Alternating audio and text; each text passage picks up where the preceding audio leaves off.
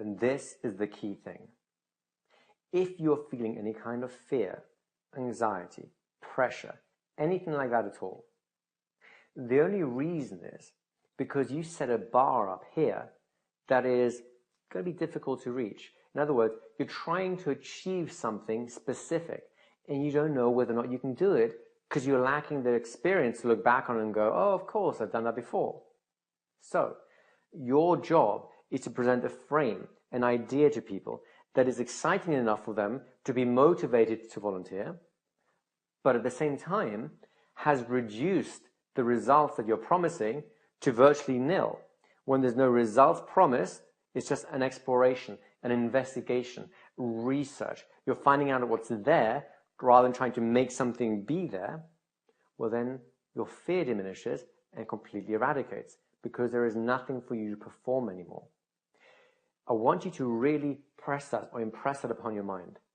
Because if you're still feeling any form of fear or doubt inside your mind at this point, it is only because at some level you're still holding on to the idea that you have to be this way. You must be this kind of hypnotist, doing these kind of things and getting these kind of results, otherwise you're a failure. That is the only way that you can feel fear, the only way you have a risk. And I'll demonstrate this for you if I may.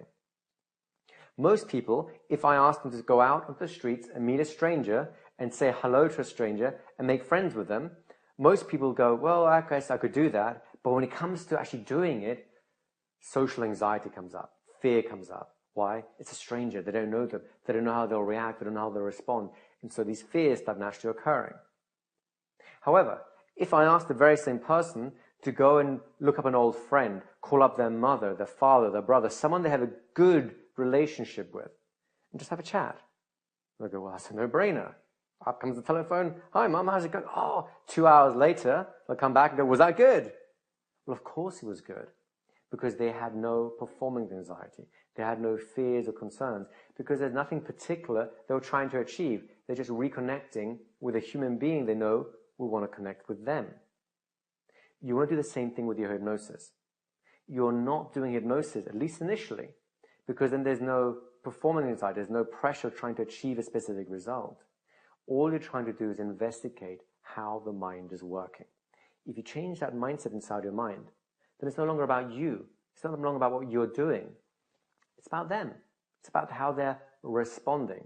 Now, you will see some of the things I'll do here in terms of the actual warm-up processes and the sessions and so on. Some of them, I hope, will fail. I don't know yet. I don't know the people are coming. But I sincerely hope that some of those exercises will not work out the way they're quote-unquote meant to. Why? So that you can see it. Now, unfortunately for you, I happen to be a good hypnotist, so I may or may not achieve my failure. Either way, as far as I'm concerned, it's fine. Because if it does fail, I will have learned something about the interaction.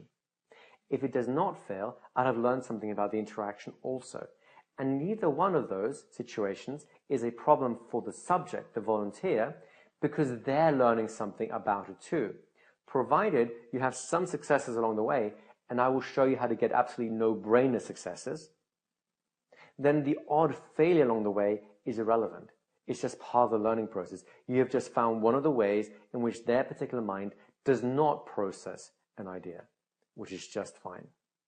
So to encapsulate the whole idea, the frame that you present to a volunteer, to get them to volunteer, will make or break your session. It will either make it really easy for you because there's no fear anymore, you're not attached to anything. They'll be happy to volunteer and be motivated, and you will feel safe and secure because you're not over-promising anything. At the same time, it sets the perfect context for the hypnotic context to occur and for you to get on with your job. So please remember those frames, the experimental frame versus the I'm a hypnotist frame, and the ways that you can navigate between the strong or the light version of those and diminish or increase risk, which of course diminishes and increases your own anxieties. And it's useful to start low and slowly move up to higher and higher levels so that you start to realize that you become more and more immune to feeling afraid or anything like that. The last idea I want to leave you with is to do with this slide here. What is this? Well, this is a notepad. If you can get a better version of this, it's called a clipboard. You know those boards which are a bit of wood and a big clip on the top and papers inside of it. The reason that's even better than a notepad, although this kind of notepad will work also, is because, once again, the associations people have to it. Remember, the main frame we're presenting to someone is that we're running some form of an experiment. It's research. Well, what do researchers have? They have clipboards. They have forms to check and evaluate. Oh, look, he's a type A person. He's a type B person. He's a type C person. This person responds well to this type of suggestion. This person responds well to a different kind of suggestion. Oh, this person did not respond well to that suggestion. Notice, you're no longer failing as a hypnotist. What you've done is you've discovered what this subject responds to and does not respond to. And the magic of the form puts all the attention here. It means that you don't care whether you succeeded. You haven't failed. You have succeeded in the experiment because you found out what's actually there versus trying to make something be there that is not. So I think this sort of thing, a clipboard, a big notepad and a pen to be able to write notes down with, is very useful to support your framework that you're just doing an experiment here. You're doing some research here. You're investigating the mind and noticing how it grows or evolves or responds to different things. The other advantage you have from this clipboard, aside from how the subject will respond, is for you and for your learning process. You see, if you have a clipboard and you have your ability to take notes, well, why not take notes?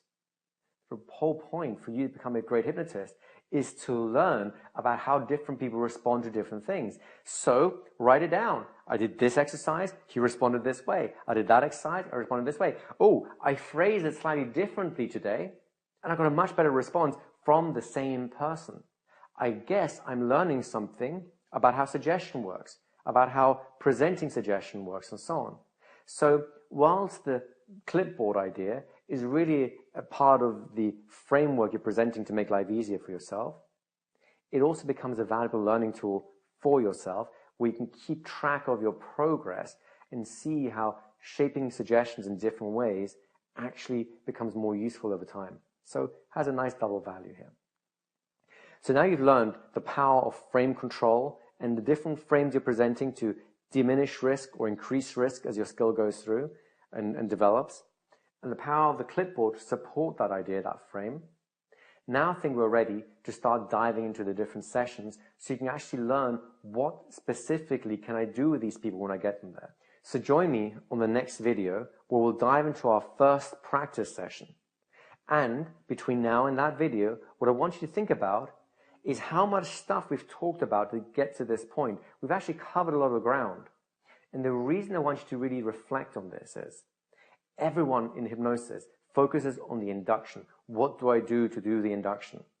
What they miss is that the setup to the induction, the hypnotic context, everything we've been talking about up to this point will make that induction either easy or hard.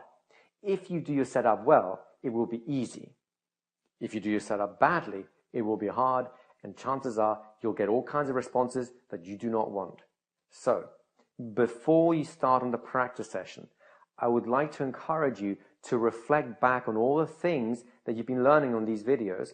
You can go back and look at them again if you want, and really reflect on what you've learned in terms of the principles, the context, the frames, the mindsets that you're trying to generate, and how you're diminishing your own risk and therefore your own anxiety levels whilst you're doing it. Because this will teach you how to create the right context to succeed with hypnosis. And in my opinion, that is where the battle is fought and won. Once you actually get a client in the chair facing you, well, if you've done this stuff that we've talked about well, it will be easy. If you do not, then good luck to you. You may succeed, you may fail. There is no way of predicting it because there's no way of knowing who you have in front of you. So my hope is that you've learned about the context, you've learned to set the right situation up in the first place, so by the time they sit right next to you and they're about to do hypnosis with you, well, guess what? You can only succeed at that point because you've already got the right situation ready for you. So, with that idea in mind, with those thoughts firmly implanted in your brain, let's turn to the next video and actually start into the very first practical session to start exploring the power of the mind.